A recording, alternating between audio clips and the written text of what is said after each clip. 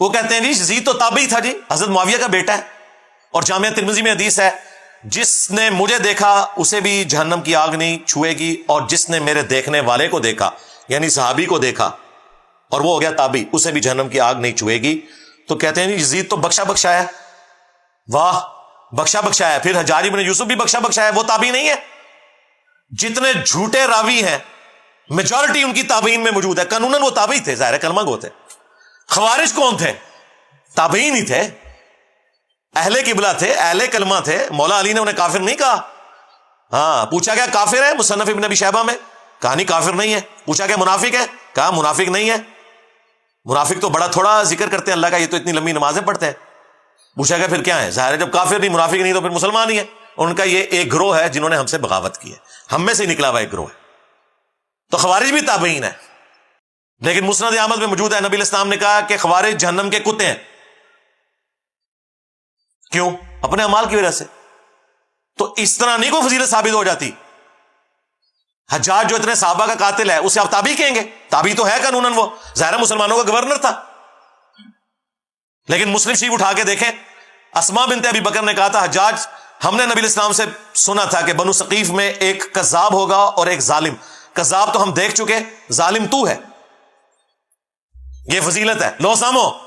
اور مسلم شریف میں موجود ہے اس ظالم نے عبداللہ ابن زبیر کو شہید کیا، ان کی لاش لٹکا دی مکہ شریف میں اور یہودیوں کے قبرستان میں پھینکی، اور ان کی ماں کو بلا کے کہا جو حضرت ابوبکر کی بیٹی تھی بڑی، اما عائشہ سے بھی بڑی، اسماء کو دیکھو میں نے تیرے بیٹے کے ساتھ کیا کیا۔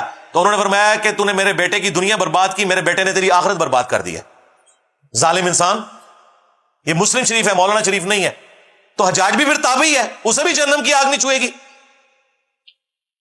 نہ انہیں قرآن کا پتہ، نہ انہیں سنت کا فہم، نہ انہیں فقہ آتی ہے، صرف ایک بنو امیہ کی چاکری کرنی ہے، چاہے انہیں قرآن و سنت کا انکار کرنا پڑے، جھوٹی روایتیں گھڑنی پڑے، انہوں نے گھڑنی ہے، جو واضح احادیث ہے ان کا انہوں نے انکار کرنا ہے۔ اس طریقے سے یہ لوگ لے کے چلتے ہیں۔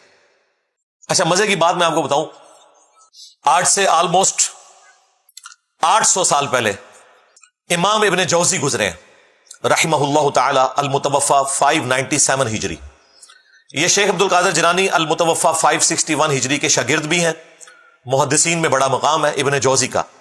یہ ابن قیم جوزی نہیں ہے جو ابن تیمیہ کا شاگرد ہے، یہ ابن تیمیہ سے بھی 200 سال پہلے گزرے ہیں۔ ابن تیمیہ بھی انہیں بہت بڑا محدث مانتے ہیں۔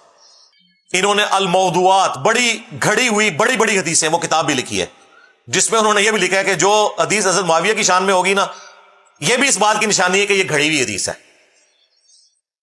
گھڑی ہوئی حدیثوں کی کچھ نشانیاں بتائیے، ان میں سے ایک یہ بتائیے جو حضرت معاویہ کی شان میں ہوگی نا تو سمجھ لو کہ یہ گھڑی ہوئی حدیث ہے۔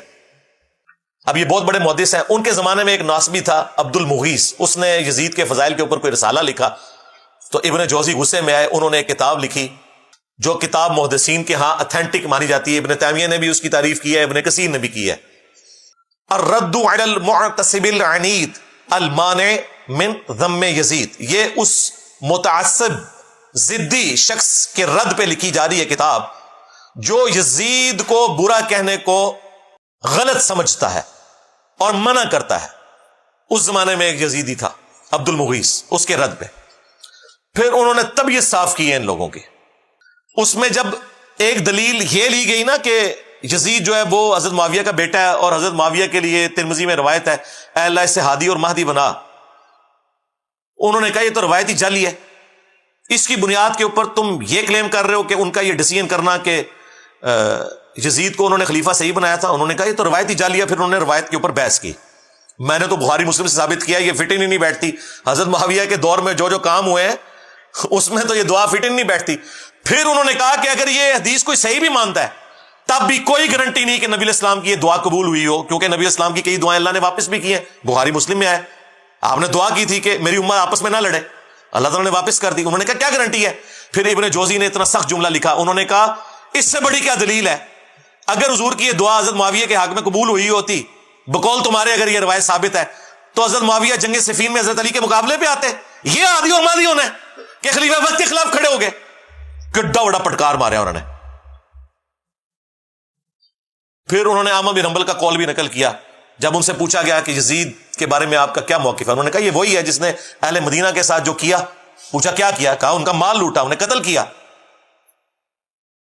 تو شاگرد نے کہا صحابی کا بیٹا ہے, حدیث لے لی جائے. انہوں نے کہا حدیث کیا, ایک حدیث بھی اس سے نہیں لینی.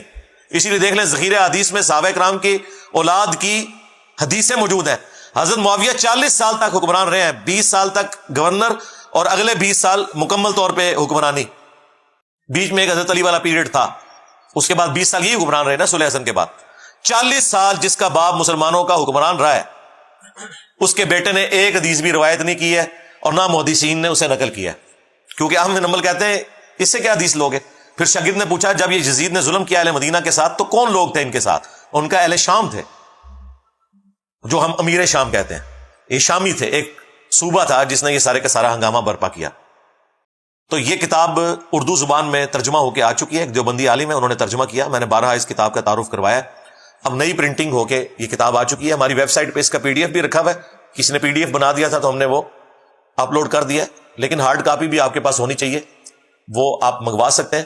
وہ کتاب کا ہم ٹائٹل پیج شیئر کروا دیں گے آپ کو. وہ کتاب پڑھنے سے تعلق رکھتی ہے, اس میں اور کئی چیزیں ہیں جو آپ کے لیے انشاءاللہ اس حوالے سے بینیفیشری ہوں گی.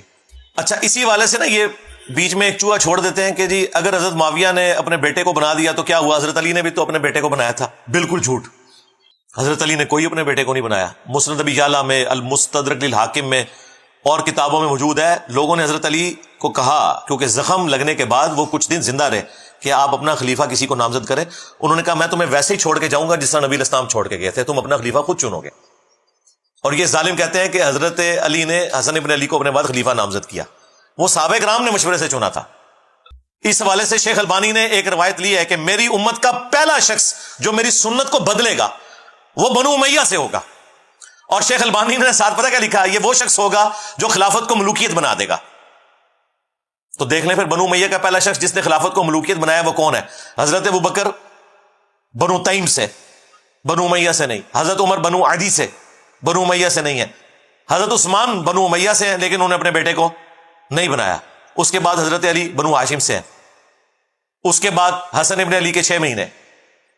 پھر حضرت معاویہ رضی اللہ تعالیٰ عنہ بنو امیہ سے ہیں, انہوں نے اپنے بیٹے کو بنایا. جی بنایا, وہ ہم آپ کو پہلے بتا چکے ہیں. تو شیخ البانی جو محدث اعظم سعودیہ تھے, اس دور کا امام بخاری ان کو مانتے ہیں, اہل حدیث بھی اور دیوبند بھی اور بریلوی بھی وقت آنے پہ انہیں کوٹ کر دیتے ہیں. انہوں نے اشارتاً کہا کہ یہ وہ شخص ہوگا جو خلافت کو ملوکیت میں بدل دے گا. میری امت میں پہلا شخص جو میری سنت کو بدلے گا. تو یعنی انہوں نے نام لیے بغیر بتا دیا کہ یہ بندہ کون ہے, یزید کے ابا جی. ٹھیک ہو گیا.